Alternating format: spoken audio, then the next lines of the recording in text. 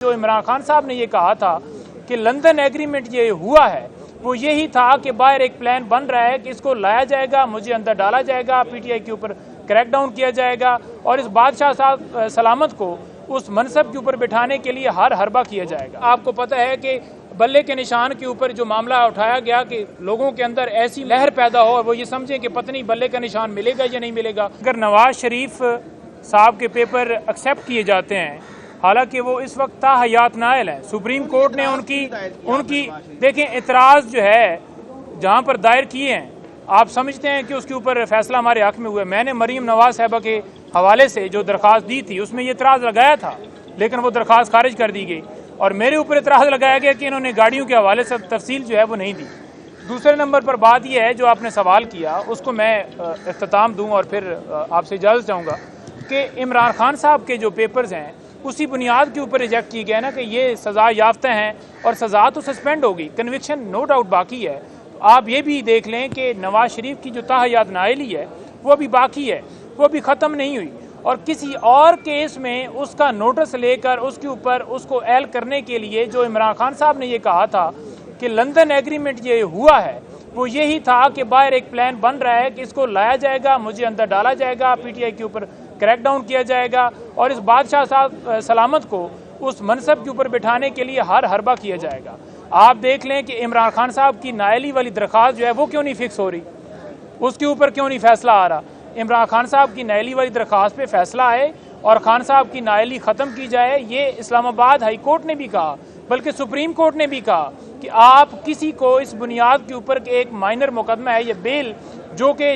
उसके अंदर जो है ऑफेंस लगाए गए हैं, सेक्शन जो 5 लगाया गया था साइफर केस के अंदर, वो जो सेक्शन 5 है उसका इतलाक ही नहीं होता कि किसी और मुल्क को फ़ायदा ही नहीं पहुंचा, तो उस बुनियाद के ऊपर आप इमरान खान को जेल में नहीं रख सकते। इसी बुनियाद के ऊपर उनकी बेल एक्सेप्ट हुई थी और अगर इसी बुनियाद के ऊपर कि इमरान खान साहब को नायल रखा जाए और वो इलेक्शन में हिस्सा ना ले सकें और दूसरी तरफ किसी और केस में नवाज शरीफ को सहूलत देने के लिए वो केस टेकअप किया जाए, तो मैं ये समझता हूँ कि ये इंसाफ का दौरा निज़ाम है और इमरान खान साहब की डिस्क्वालिफिकेशन वाला मामला ख़त्म हो, उनको हिस्सा मिलना चाहिए और यहाँ पर जो दरखास्तें हैं वो एक्सेप्ट होनी चाहिए। इंशाल्लाह आपको राय साहब ने बताया कि दौरान आर्गूमेंट सारी तफसीलात दी जाएंगी और हम उम्मीद रखते हैं, अदालतों के पास इसलिए आते हैं कि हमें उम्मीद होती है कि वो इंसाफ फराम करें और इस कौम को इंसाफ फराम किया जाएगा। ये जमहूरियत के ऊपर हमला है और जमहूरियत के ऊपर ये हमले बंद किए जाएँ। इस वक्त जो आप देख रहे हैं कि इलेक्शन कमीशन हो, निगरान हुकूमत हो, जिस तरह से उन्होंने कार्रवाई की और इस्लामाबाद हाई कोर्ट ने भी कहा कि ऐसा लग रहा है कि निगरान हुकूमत जो है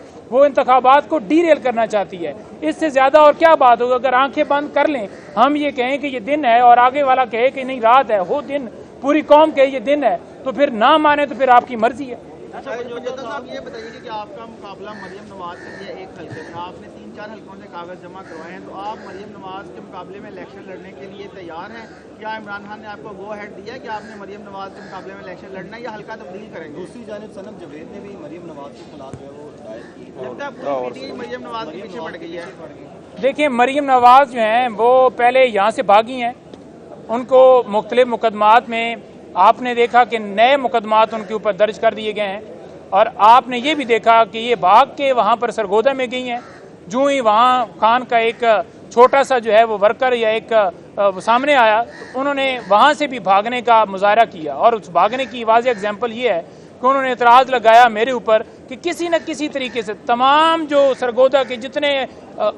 इदारे थे वो लगे हुए थे कि कोई ऐसी चीज़ निकाली जाए कि इमरान खान के इस वकील का मुकाबला ना हो मरीम नवाज साहब से। सर्वे आया है तो 7% रिजल्ट आया है मरीम का, बाकी पीटीआई है। और अगर ये समझते हैं कि वाकई इनकी पॉपुलैरिटी है और वाकई इनकी मकबूलियत है, तो फिर सियासी मैदान में मुकाबला करें ना। फिर कभी बल्ले के ऊपर अटैक करके, कभी इलेक्शन के वो हमारे प्रपोजल और सेकेंडरीज को उठा के, कभी जो है हमें सर्टिफाइड। मैं सरगोदा की आरओ के हवाले से बताना चाहता हूँ कि उन्होंने कहा कि मेरे पास मोहर ही नहीं है। ठीक है जी, वो मोहर फिर जो हमारे दोस्त हैं उन्होंने साथ मिलकर उनके अमले के साथ जाकर वो मोहर बनवा के दी, फिर वो मोहर लगी और फिर मुझे काफ़ी मिली है। ये क्यों कर रहे हैं? फिर आए ना मैदान में मुकाबला करें। और अभी भी आर्डर नहीं दे रही है जो हमारे आरोज हैं मुख्तलिफ कैंडिडेट्स को, जहाँ हमारे ये समझते हैं कि मुकाबला और स्ट्रांग कैंडिडेट है, उनके आरोज आर्डर अभी भी प्रोवाइड नहीं कर रहे। हमने रिटें भी की है, पुलिस को वाज़ेह डायरेक्शन भी हो चुकी है और उसके बावजूद भी वो काफी नहीं दे रहे। अब तक तहरीक इंसाफ के जितने उम्मीदवार थे, तकरीबन 800 से ज़ायद उम्मीदवार उम्मीदवार थे जिनके नॉमिनेशन पेपर रिजेक्ट हुए हैं, कितने उम्मीदवारों की अपीलें फाइल हो चुकी हैं, आपके पास क्या डिटेल है? डिटेल भी इकट्ठी की जा रही है, मुख्तलिफ शहरों में हो रही हैं और आज लास्ट डेट है, इंशाल्लाह फाइनल शाम तक हो जाएगा। अभी भी आप देखें कि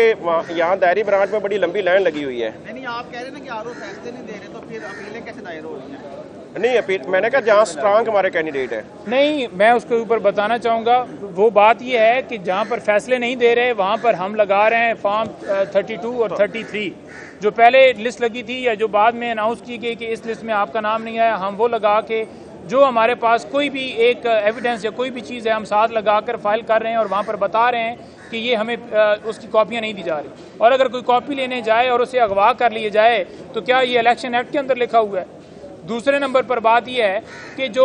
तमाम हलके हैं, हर हलके से जो उम्मीदवार इन पर्सन उसको किया गया, उसकी दरख्वास्त रिजेक्ट की गई है, हर एक शख्स अपने अपने तौर पर वहाँ पर जा रहा है, क्योंकि ये एक पटिशन नहीं है कि उसके अंदर तमाम लोगों के नाम डालने हैं। मैं हूँ, राय साहब हैं, उमैर साहब हैं, कोई भी है, तो वो सारे अपने अपने हलकों से खुद जो उनके ऊपर इतराज़ लगा है वो पटिशन दायर कर रहे हैं। लेकिन मामला ये है कि ये टाइम दिया गया है 10 तारीख तक, और मैं ये समझता हूँ कि अगर 3 दिन थे ये दरखास्तें दायर करने के हवाले से, तो 3 दिन के अंदर ही इनके ऊपर फैसला होना चाहिए था। 3 दिन के अंदर फैसला इसलिए होना चाहिए था कि पहले ये लेट किया गया। आपको पता है कि बल्ले के निशान के ऊपर जो मामला उठाया गया कि लोगों के अंदर ऐसी